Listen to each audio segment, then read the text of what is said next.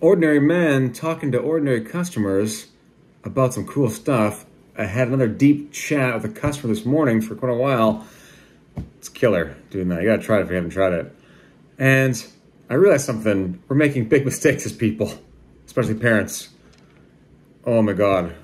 We can turn this back around if we just realize something very easy. We teach kids to be self-centered, perhaps narcissistic, through the necessity of parenting at that young age, which is focused completely on them. Life revolves around a 1-year-old, a 2-year-old, a 3-year-old, and we don't undo it through further good parenting, the appropriate guidance, the appropriate time, having the appropriate results. We don't do that, do we? Or a lot of people don't.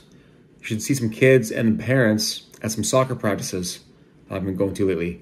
Doing a lot of kids soccer these days.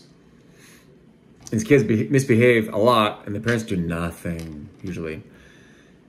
You know, there's nuance to it. Maybe it's okay for some kids, some ages, whatever they're doing, depending, right?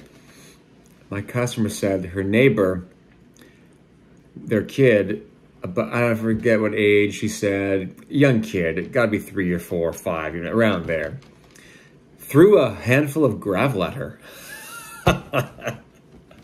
Just kind of saying it for the first time since she told me this morning. And she said, admittedly and mistakenly after, she said, that's okay. Like you do to parents, right? You don't want the parents to feel guilty. Maybe guilt is a good thing sometimes with some of these parents. Me too. If my kid does something horrible, maybe the parent should call me out.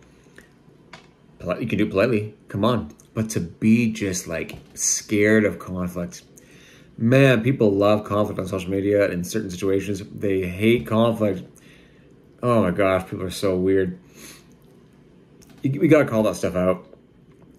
So she says, that's okay. You know how parents do that. And then she told him on the phone, that was the horrible thing to say. It was the worst thing to say. And the parent did nothing, said nothing, did nothing to the kid. Directly teaching the kid, it's okay. That's literally what their subconscious mind thinks and believes, right? It's okay to throw rocks at people. What are we doing? And they're not going to undo, like, yeah, so they focused solely on the child because that's what we have to do when they're a young child. They aren't undoing it and kind of pivoting the parenting. Parent pivoting, okay? Pivot as a parent, for fuck's sakes. I should edit that out if I knew how.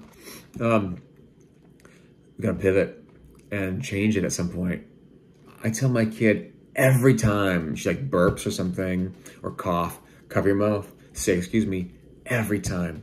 If you're inconsistent, they learn, oh, I don't really have to do it all the time. It's subconscious. Why? We aren't taught this in school. You gotta learn on your own. Anyway, amazing kind of realization about parenting and children and the focus we have on them and the wrong times. Man, those bubble wrap parents, helicopter parents are wrong. The laissez-faire, negligent parents are wrong. Let their kids do anything with no discipline whatsoever. And we wonder why our world is a collective piece of shit. I said recently, this is the answer. Go back and see my, this is the answer. No, this is the answer. Videos, solutions and answers. Childhood trauma, right? That's the problem with everything in the world, almost. Unresolved childhood trauma. And being shitty parents. Someone said that on a YouTube video. The cause of all the problems in the world is bad parenting. If parents did their job properly, we wouldn't have, 90% of the problems we have. But it's going to take some generations of undoing. That's why we better start now. This has been Ordinary Man for you and me, and on behalf of him and her. Brought to you by the number 421.